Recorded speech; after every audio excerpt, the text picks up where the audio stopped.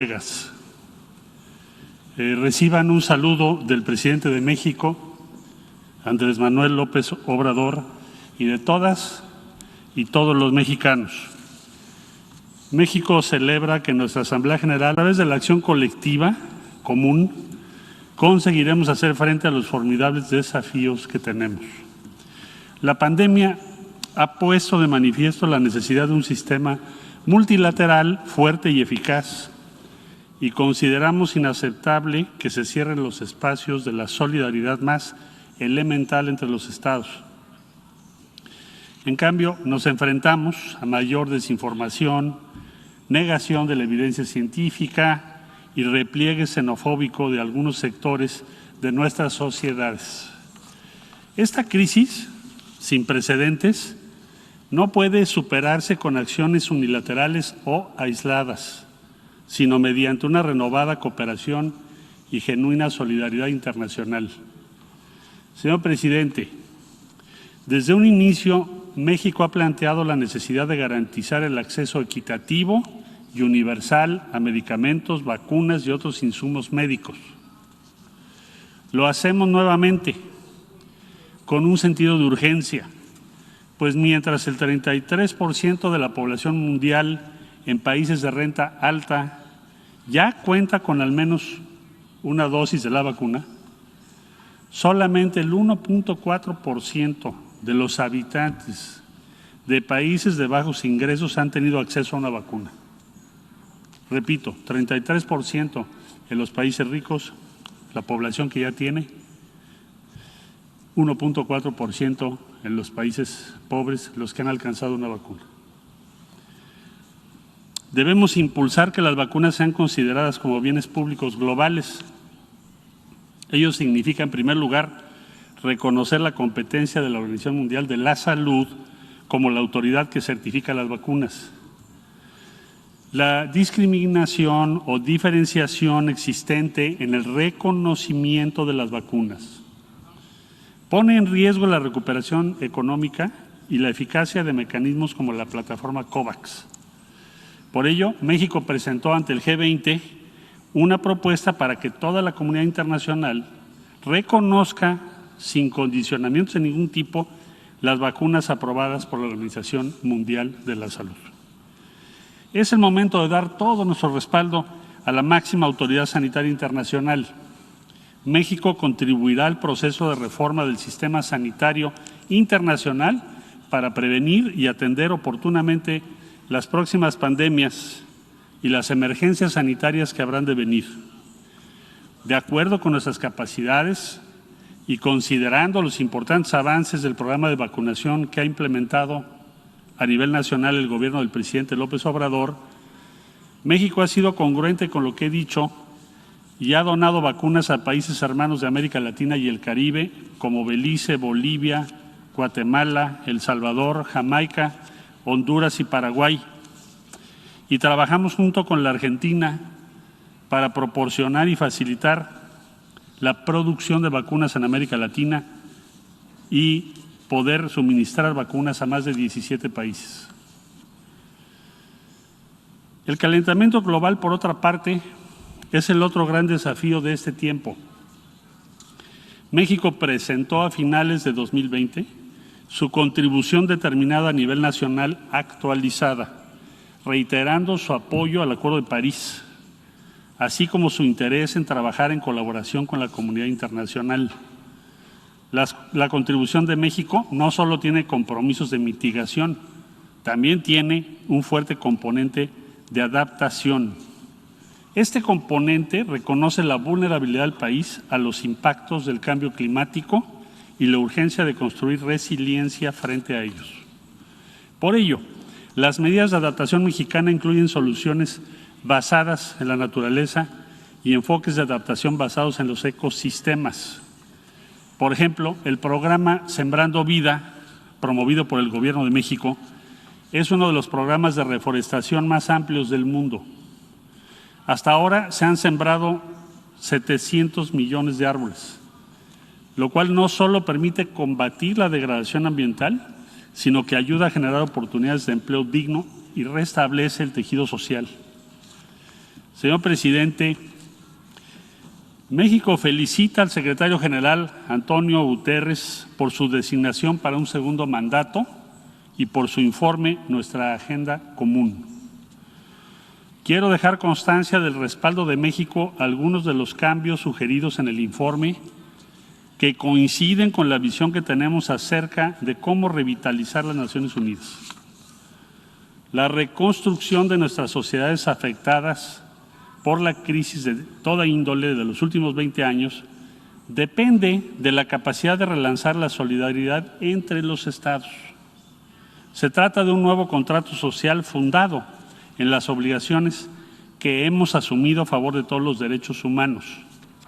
Respaldamos en ese contexto la identificación de medidas complementarias a los indicadores tradicionales del Producto Interno Bruto para evaluar el grado de desarrollo de las naciones. Respecto a la reforma del Consejo de Seguridad, México continuará siendo un actor constructivo a fin de que este órgano sea más representativo, democrático, transparente y eficiente.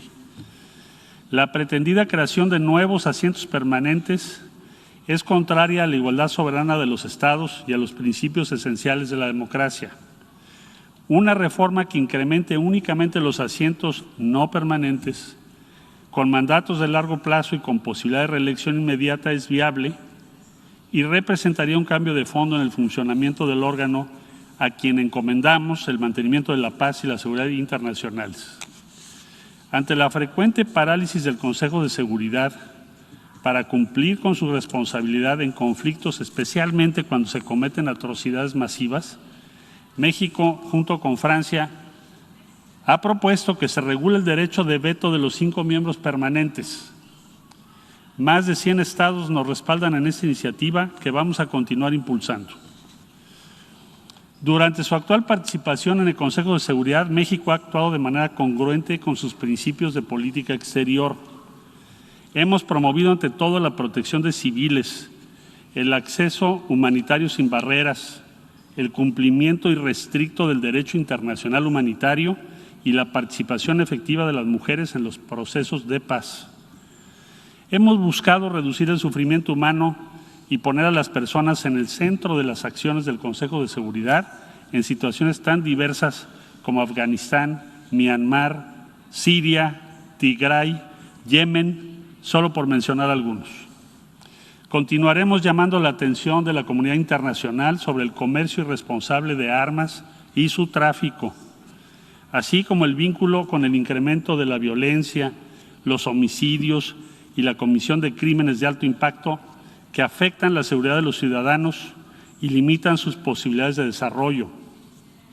Esperamos que el Consejo pueda tomar medidas para que haya un control más estricto de las armas pequeñas y ligeras, ya que estas son el combustible que alimenta los conflictos del mundo. Al ejercer la Secretaría Pro Tempore de la Comunidad de Estados de América Latina y el Caribe, México ha impulsado la unidad y la solidaridad de nuestra región. A 2 años de asumir esta importante responsabilidad, la CELAC ha dado muestras de su pertinencia para definir cursos de acción conjuntos. Es una plataforma que permite ampliar la voz de América Latina y el Caribe en los foros multilaterales. Nos sentimos honrados de haber recibido en nuestro país la semana pasada a más de 30 delegaciones compuestas de jefes de Estado, ministros y otras altas autoridades de los países que integran la CELAC, demostrando la solidez del mecanismo de diálogo y concertación política más importante de nuestra región.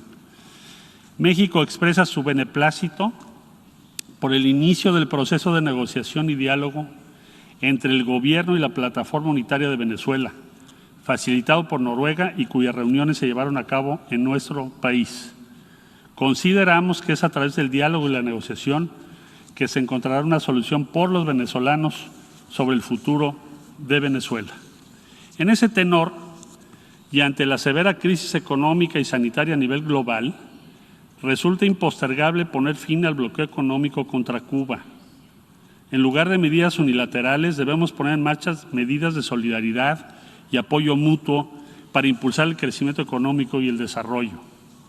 Señoras y señores, hasta el momento, la recuperación económica y social de la crisis generada por la pandemia de COVID-19 se ha caracterizado por la desigualdad. México respalda las medidas para que los países menos adelantados se beneficien de mecanismos de apoyo multilaterales de alivio de la deuda, tales como la iniciativa del pago del servicio de la deuda del G20. Sin embargo, los países de renta media, hay que apuntarlo, requieren también de mecanismos de apoyo de esta naturaleza. Estos países, como es el caso de México, representan el 75% de la población mundial y en ellos vive el 62% de las personas en situación de pobreza. En ese contexto hacemos un llamado a las instituciones financieras internacionales, a la banca internacional, al sector privado y a todos los actores relevantes en la materia a impulsar medidas que prevengan que nuestros países incurran en niveles de deuda insostenibles y que logren orientar sus escasos recursos a la recuperación socioeconómica de la crisis. México reafirma su compromiso con el respeto, protección y promoción de los derechos humanos, especialmente de los grupos en situación de vulnerabilidad e históricamente discriminados desde una perspectiva de género, incluidos los derechos económicos, sociales, culturales y ambientales. Mi país seguirá combatiendo los discursos de odio, la discriminación, la xenofobia, el racismo, otras formas conexas de intolerancia y el extremismo violento en cualquiera de sus manifestaciones, incluyendo el supremacismo blanco.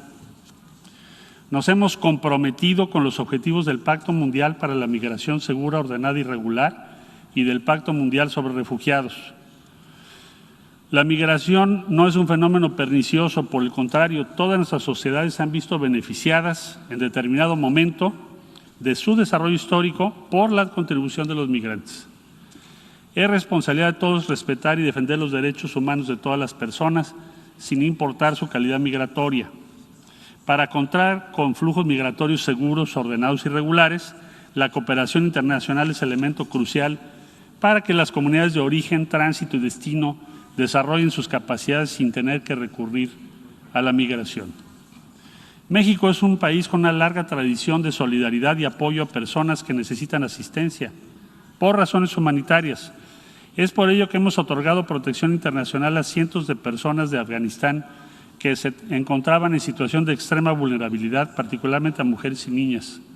También a más de 18,000 migrantes provenientes de Brasil y Chile de origen haitiano, así como a más de 70,000 personas provenientes de Centroamérica y de otros países del mundo. La política exterior feminista adoptada por mi país en 2020 se encuentra en línea con nuestro objetivo de promover una sociedad más equitativa, justa e igualitaria. Por ello hemos intercambiado buenas prácticas sobre el tema con otros países que ya cuentan con una política exterior similar, lo que ha llevado a la conformación de la Red Global sobre Política Exterior Feminista. El Foro Generación Igualdad, coorganizado por México y Francia, con el acompañamiento de ONU Mujeres y en alianza con organizaciones de la sociedad civil y las juventudes, ha sido un gran momento de movilización de todos los sectores en torno a acciones transformadoras en beneficio del pleno disfrute de los derechos humanos de las mujeres y las niñas. La paz es posible solo si las mujeres y niñas participan activamente. México preside junto con Irlanda el grupo de expertos sobre mujer, paz y seguridad en el Consejo de Seguridad y ha promovido la incorporación transversal de la perspectiva de género y derechos humanos en el trabajo de dicho órgano.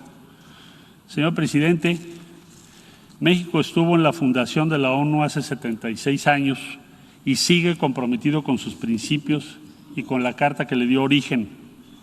Toca a esta generación de la que formamos parte hacer los ajustes que los tiempos exigen y que nuestros pueblos demandan. Muchas gracias.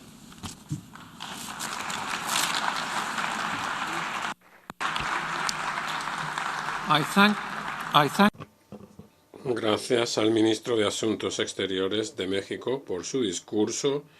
Invito ahora a Su Excelencia Péter Szijjártó, ministro de Asuntos Exteriores de Hungría.